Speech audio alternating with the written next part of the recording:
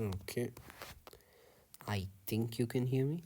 Okay, so first of all, the definition of plexus is a point where nerves converge and then diverge. Okay, so um, plexuses, for example, the brachial plexus comprises of the anterior rami or ventral rami of the spinal segments C5, C6, C7, C8, T1. Okay, so that is C5, C6, C7, C8, T1. Then we have the roots. Roots are basically that what they'll form. ये spinal segment से root निकलते हैं. Now from the C5 there's a direct root and it gives rise to the dorsal scapular nerve. Now the dorsal scapular nerve, what does it supply? It supplies the rhomboids. So it is also called the nerve to rhomboidus. C5, C6 and C7, they together give rise to a very long nerve called long nerve of Bell or long thoracic nerve. Okay. Along with these, okay, let's just continue. So these are the roots. Then we have the trunk. In the trunk, C5 and C6 together, they form the upper trunk. C7 alone forms the middle trunk. C8 and T1, they form the lower trunk. Okay. Upper trunk say there are two nerves. One is the suprascapular nerve, and then we have the nerve to subclavius.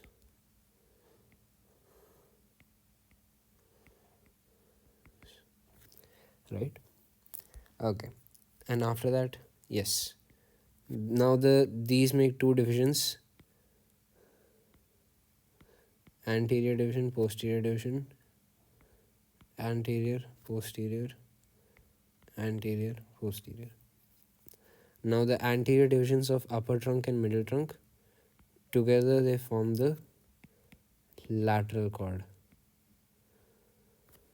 The posterior of all three form the posterior cord. By the way, one more thing. These trunks are at the level of rib 1. So when the rib 1 gets fractured, it's the trunks that get affected. Okay. And also upper trunk problem leads to Erb's palsy. You know that waiter's tip, policeman's tip. And this is Klumpke's paralysis. It leads to claw hand.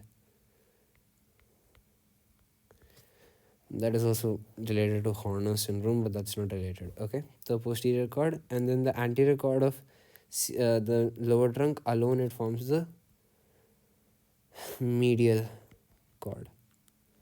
Okay, medial cord से क्या क्या निकलता है? Lot of stuff actually. Medial root of median nerve, medial pectoral nerve,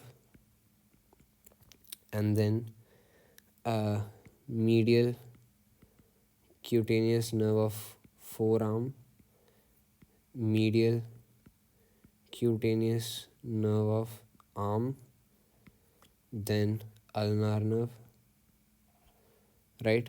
Then posterior cord से 5 ही चीज़ें निकलते हैं. ये 5 ही चीज़ याद करने की ज़रूरत है. We have ultra, that's one of the mnemonics, or ulnar is also, that's a different mnemonic, but that's confusing because you may think that ultra comes from the posterior, ulnar comes from the posterior cord. Okay, so this is upper nerve to subscapularis. This is suprascapular nerve. Okay, that's different. This is upper nerve to subscapularis, lower nerve to subscapularis. T is nerve to latissimus dorsi. Latissimus dorsi is, this big ass muscle. And then R is radial nerve, A is axillary nerve. Okay.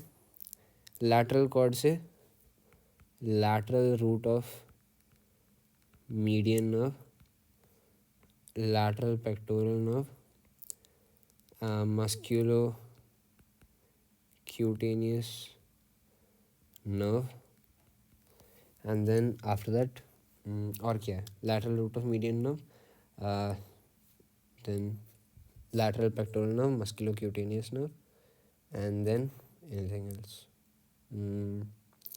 Oh, नहीं काफ़ी है honestly speaking. Then two other this ones are there. One is the scalene nerve. 1 minute. The scalene nerve. 1 minute. I think it's from C5 only. Ruko, let me just check once.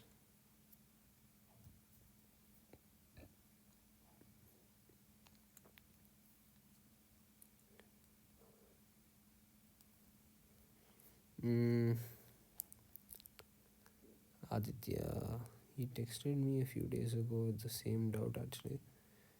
It's like one of the nerves of C5, it goes to the longus colli, and the other one it goes to scalene muscles.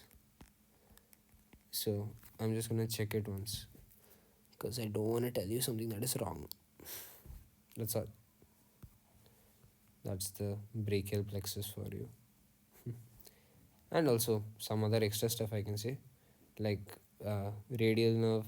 If the radial nerve is paralyzed, it leads to rest drop because radial nerve controls everything in the extensor compartment, and axillary nerve, ulnar nerve, and the radial nerve, they are all related to the humerus, because when fracture of the humerus occurs, one of these nerves is usually damaged. Depends on the region where the fracture of the humerus occurs.